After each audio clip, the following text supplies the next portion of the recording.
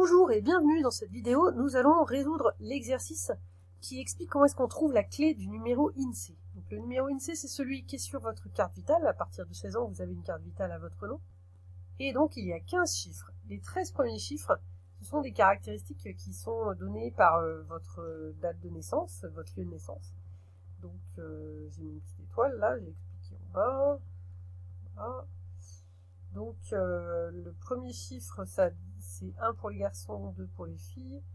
Ensuite, 2 chiffres de l'année de naissance, 2 chiffres du mois de naissance, 2 chiffres du département de naissance, puis 3 chiffres qui repèrent la commune, et 3 chiffres qui donnent l'ordre de naissance, pour qu'on puisse différencier deux personnes nées le même jour dans la même commune. Voilà. Et après ces 13 chiffres, il y a une clé C de 2 chiffres, qui est calculée à partir de ces 13 chiffres. Cette clé, elle va permettre de vérifier qu'il n'y a pas d'erreur de saisie, comme c'est un numéro très long. Ça peut arriver qu'on ait des erreurs de saisie.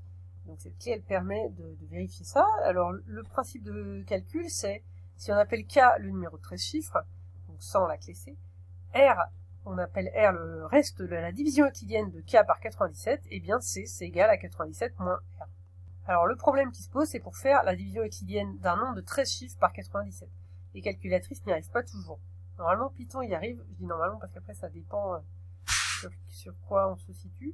Sur l'Animworks, donc, on reste dans calcul ici. On va juste faire le reste. C'est dans arithmétique, je vous rappelle. Donc, dans la boîte à outils, on va chercher dans arithmétique. Et là, on a le reste qui est en bas. Voilà, le reste. Et donc, on va essayer avec un grand nombre. Donc, j'avais pris un exemple en classe d'un numéro de carte vitale, donc 2, 0, 5, 11, donc quelqu'un qui est né en 2005, qui est une fille, 2005 née en novembre, et ensuite j'avais pris 38, bien sûr, né en Isère, et puis 185, 170, voilà, et donc si on calcule le reste par de la division euclidienne par 97, eh bien, ça fonctionne, on trouve 28, et donc on n'a plus qu'à faire 97 moins 28. Et ça nous donne la clé qui vaut donc 69. Alors même si vous avez une Numworks, c'est quand même intéressant de voir comment faire pour réduire finalement les problèmes des très grands nombres. De pouvoir revenir à des nombres plus petits. Donc voilà comment on va faire. On va partager K en fait. K il a donc 13 chiffres. On va le partager en 2 par exemple pour être sûr d'avoir un nombre de chiffres qu'on arrivera à traiter avec la calculatrice. Et donc voilà le problème à résoudre. Donc on appelle, on partage en 2, comme il y a 13 chiffres, on va faire 7 et 6. Les 7 premiers, on l'appelle L, et les 6 derniers, on l'appelle H. Donc ça veut dire qu'en fait, K, c'est égal à L fois 10 puissance 6 plus H. Dire que c'est L fois 10 puissance 6 plus H, c'est juste dire ça, hein, qu'on sépare en 2. Et donc ici, c'est comme si on mettait 6 zéros. Et donc c'est L et 6 zéros derrière, plus H. Donc c'est bien ça. C'est bien cette expression. Voilà. Donc voilà le problème qu'on va se poser avec quelques étapes. Tout d'abord, calculer le reste de la division euclidienne de 100 par 97. Ensuite, on pourra en déduire le reste de la division euclidienne de 10 puissance 6 par 97. Bon, je sais qu'on pourrait faire directement la division euclidienne de 10 puissance 6 par 97, mais je trouve ça intéressant quand même de partir de calculs simples pour en déduire des calculs un petit peu plus compliqués. Donc ça, c'est la première question. Deuxièmement, déduire que K est congru à L fois 27 plus H. Donc au lieu d'avoir L fois 10 puissance 6, on aura L fois 27 plus H modulo 97. Et puis donc grâce à ça, on va pouvoir maintenant résoudre le problème même avec une calculatrice qui n'arrive pas à faire les calculs avec 13 chiffres.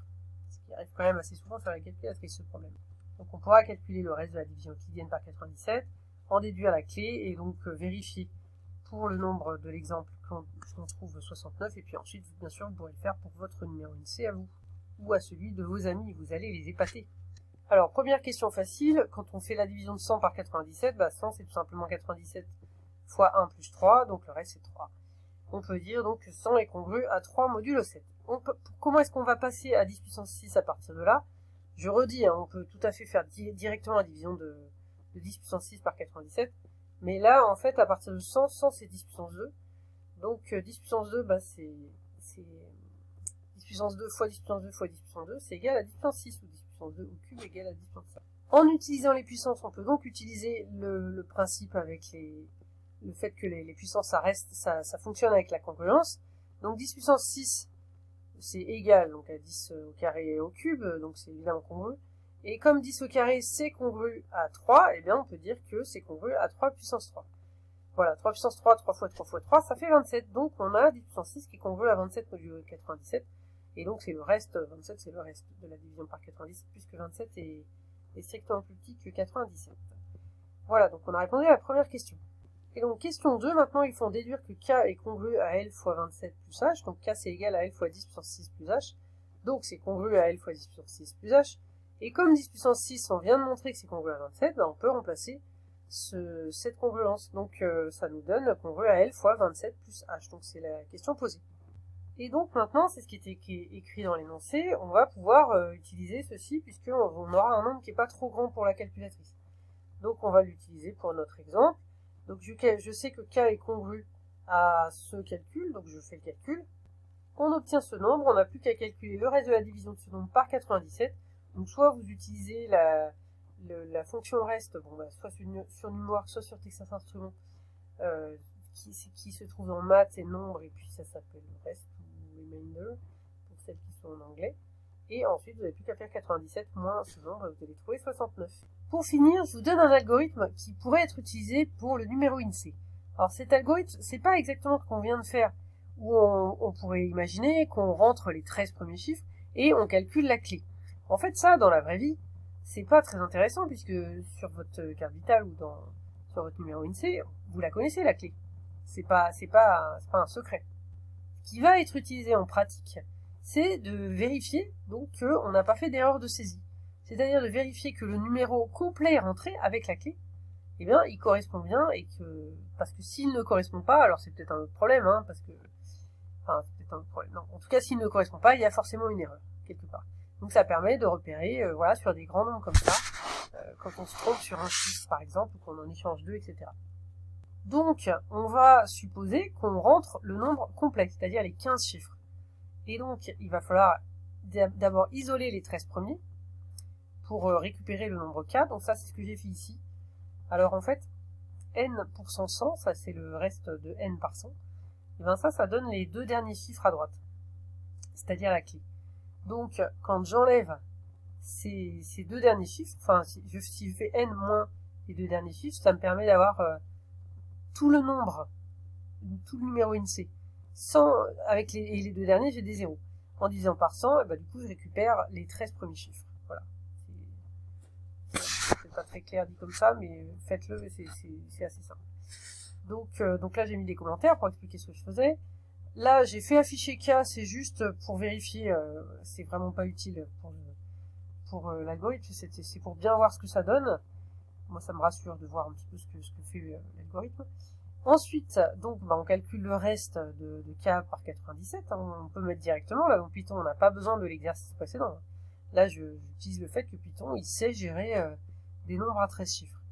Ensuite, donc, la clé, c'est 97 R, et je fais afficher C. Là aussi, c'est pas nécessaire d'afficher, mais ça m'intéresse de voir si ça fonctionne bien. Ensuite, qu'est-ce qu'il va faire mon algorithme? Il va dire si la clé c'est bien ce qu'on attendait, c'est-à-dire c'est bien les deux derniers chiffres de nombre n, la clé est calculée là, et alors c'est bon, c'est qu'il n'y a pas d'erreur de saisie, donc on va retourner OK.